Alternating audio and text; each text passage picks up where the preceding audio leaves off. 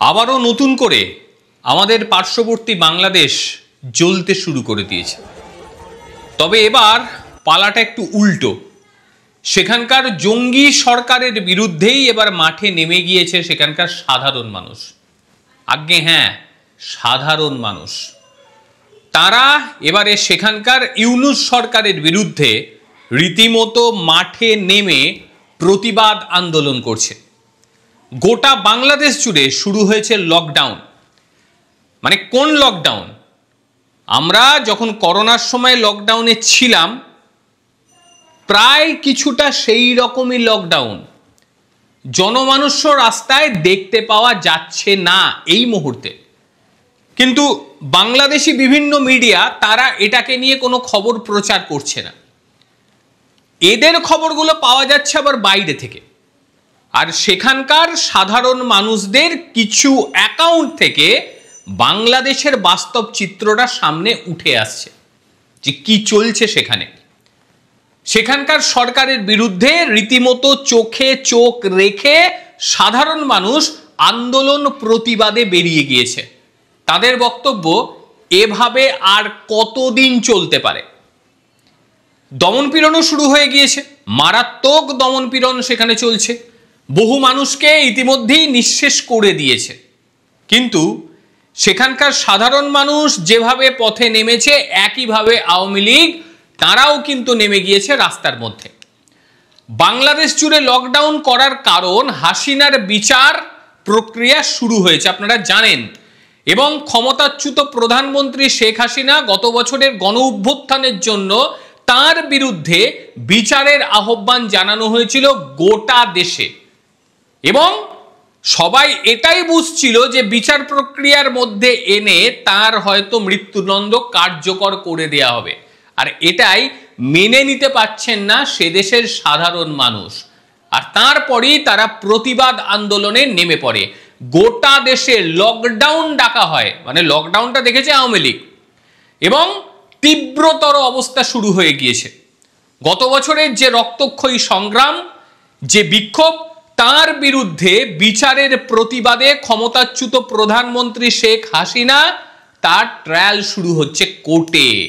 আর সেটা নিয়েই প্রতিবাদ। দেখুন, নিউজ আরিয়ান ইন্ডিয়া তারা তাদের প্রতিবেদনে কি লিখেছে একবার দেখুন। Bangladesh lockdown, protest Europe against Hasina trial. হাসিনার যে ট্রায়াল তার বিরুদ্ধে প্রতিবাদ শুরু হয়ে গিয়েছে। প্রাক্তন ক্ষমতাসীন আওয়ামী লীগ দল তারা দেশ জুড়ে লকডাউন ডেকে দিয়েছে যেমনটি বললাম। আর এই লকডাউনের ফলে সেখানকার গণপরিবহন পুরোপুরি স্তব্ধ হয়ে গিয়েছে। এমনকি স্কুলগুলি অনলাইন ক্লাস শুরু করে দিয়েছে। যেমন করোনার সময় স্কুলগুলিতে মানে অনলাইন ক্লাস শুরু হয়েছিল, ঠিক একইভাবে সেখানে অনলাইন ক্লাস শুরু হয়ে গিয়েছে। কারণ তারাও জানে পরিস্থিতি এখন এমন পর্যায়ে নেই যে ছাত্রছাত্রীরা স্কুল কলেজে গিয়ে পড়াশোনা করতে পারে। ঢাকার একটি বিশেষ ট্রাইব্যুনাল সোমবার হাসিনার যে রায় সেই রায় ঘোষণা করতে পারে এমনটাই মনে করা হচ্ছে, এবং অনেকে মনে করছে এই রায়টি হবে মানবতা বিরোধী, এবং সেই কারণেই গোটা বাংলাদেশ জ্বলতে শুরু করে দিয়েছে। পুলিশ প্রশাসন, সেখানকার জঙ্গি সরকার তারাও দমনপীড়নের আশ্রয় নিয়েছে, এবং 15 বছরের যে শাসন ব্যবস্থা সেই শাসন ব্যবস্থার অবসান ঘটে যখন মোহাম্মদ ইউনূস আসে, গোটা দেশ জুড়ে অরাজকতা তৈরি হয়ে যায়। এটা আমরা প্রত্যেকে দেখেছি যে এই মানুষটির দেশ চালানোর মতন কোনো রকম যোগ্যতা ছিল না। গোটা দেশ জুড়ে একটা জঙ্গি আবহ তৈরি করে দেয়, গোটা দেশ জুড়ে জঙ্গি শাসন ব্যবস্থা সূচনা করে দেয় তারা, এবং এরই প্রতিবাদে নেমে যায় সাধারণ মানুষ। বর্তমানে নিষিদ্ধ হয়ে গিয়েছে আওয়ামী লীগ, আর এই দলটা বাংলাদেশের মানুষের মনের মধ্যে, যারা বাংলাদেশের মানুষ তাদের মনের মধ্যে থাকে। তাই বর্তমান সরকার বিরোধী যে সমস্ত দলগুলি ছিল তারাও এখন মানুষের কাছে যাওয়ার চেষ্টা করছে, তারাও মানুষের কথায় গলা মেলাচ্ছে এবং বলছে এটা করা যেতে পারে না, আওয়ামী লীগকে নিয়েই ভোটাধিকারের প্রক্রিয়া শুরু করতে হবে। এটা এখন যারা বিরোধী দল ছিল তারাও বলছে, কারণ বাংলাদেশে এখন প্রকৃত রাজনৈতিক দল বলতে কিচ্ছু নেই। সেখানে শুধুমাত্র জামাতপন্থী কয়েকজন রয়েছে এবং উগ্রপন্থাকে ভালোবাসে এমন কিছু মানুষজন, তারা রাজনৈতিক দল তৈরি করে পৃথিবীকে এটাই দেখানোর চেষ্টা করছে যে দেখো আমরা একটা গণতান্ত্রিক প্রক্রিয়ার মধ্যে আছি। গত সপ্তাহে বাংলাদেশ জুড়ে ভাঙচুর চালানো হয়েছে। মোহাম্মদ ইউনূস সরকার কঠোর হাতে যত দমন করতে যাচ্ছে, আন্দোলন ততটাই দীর্ঘায়িত হচ্ছে। সেটার রোখার মতন জায়গায় সেই নেই। বহু জায়গা থেকে যেটা খবর আসছে যে পুলিশ তারা হাত গুটিয়ে নিয়েছে, কারণ বাংলাদেশি পুলিশের উপর কি অত্যাচারটা হয়েছে আর এই জঙ্গি সরকার বাংলাদেশি পুলিশের উপরে কি অত্যাচার করেছে সেটা তারা জানে। তাদের যদি মানবিক বোধ থাকে তাহলে সত্যি তারা হাত গুটিয়েই বসে থাকবে, কারণ তাদের ওপর অত্যাচারটা তারা মন থেকে কখনো মেনে নেবে না। এর মধ্যে আরো কিছু খবর আসছে শুনুন, যে কারণে এত উত্তেজনা বাংলাদেশে। বাংলাদেশের সঙ্গীত শিক্ষার প্রয়োজন নেই, বাংলাদেশের পিটি শিক্ষকের প্রয়োজন নেই। কে বলছে? ইউনূস সরকার। তাদের বক্তব্য কিসের সঙ্গীত? সঙ্গীতটা কখনো ইসলামিক শিক্ষার অংশ হতে পারে?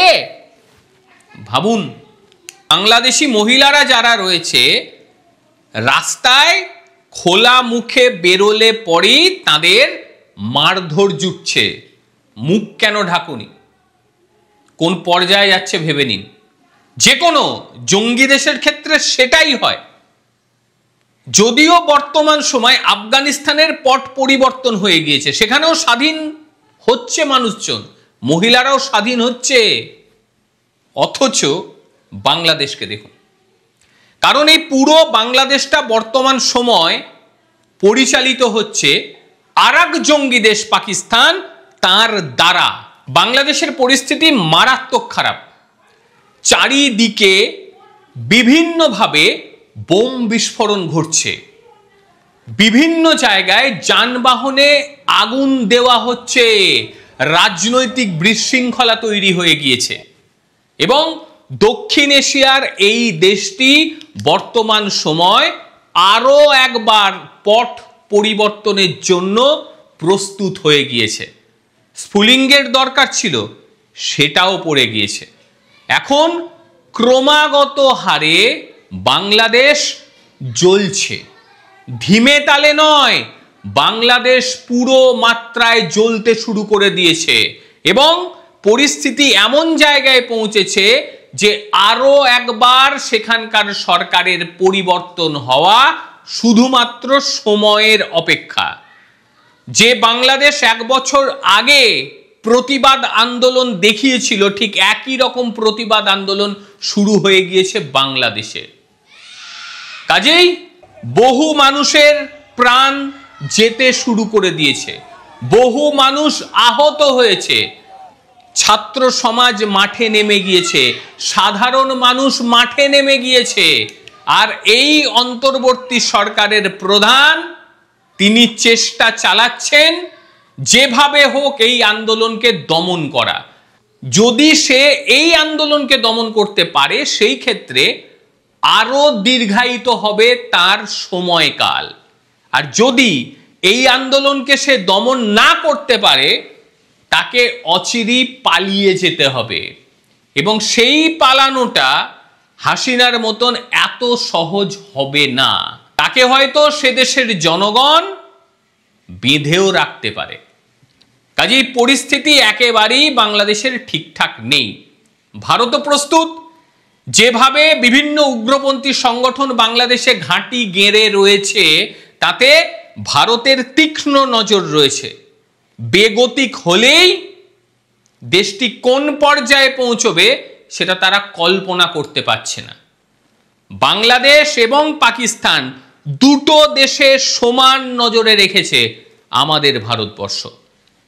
সেদিকে নজর আমাদেরও থাকলো।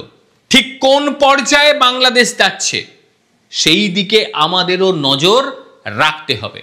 প্রত্যেকে ভালো থাকবেন, সুস্থ থাকবেন। আর আপনাদের ঠিক কি মনে হয় বাংলাদেশে আসন্ন ঠিক কোন অবস্থা হতে চলেছে অবশ্যই জানাবেন। প্রত্যেকে ভালো থাকবেন, সুস্থ থাকবেন। আবারও দেখা হবে অন্য কোনো দিন অন্য কোনো ভিডিওতে। ততক্ষণের জন্য নমস্কার, ভালো থাকবেন।